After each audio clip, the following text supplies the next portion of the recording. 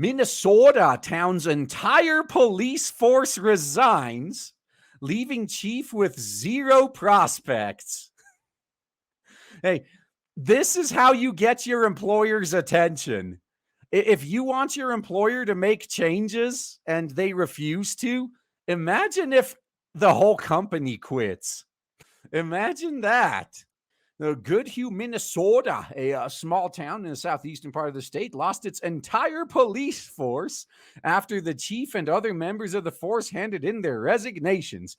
This is like the second or third story like this that we've covered here, which I think is hilarious. I think we're all a little bit blindsided by it, but we're resilient and we're going to move forward. Goodhue Mayor Ellen Anderson Buck told Fox 9. I want to reiterate that we will have police coverage in the city of Goodhue, Buck said. That is not an issue. So the last city that did this, they ended up relying on the state patrol to pick up the slack. What if the state patrol quit?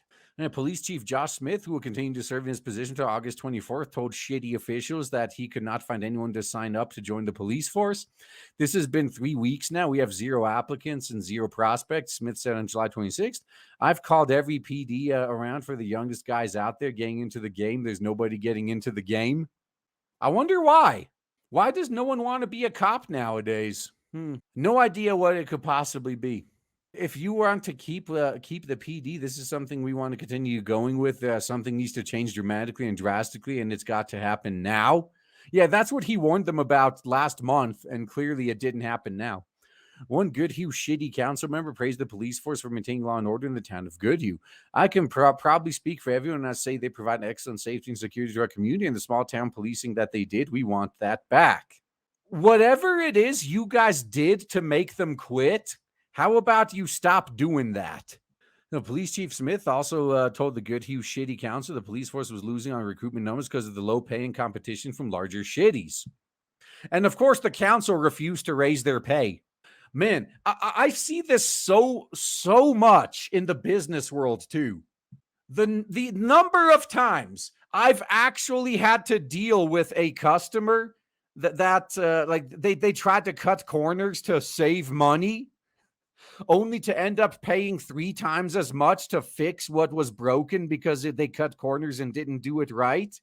That's pretty much what this is. So if what was happening with this police force is anything like what happened with like what happens in the corporate world, they were probably asking for like a 10% raise and the council told them no. And now the council is probably going to be offering people like, double the pay these cops were making because they're that desperate to get anyone in.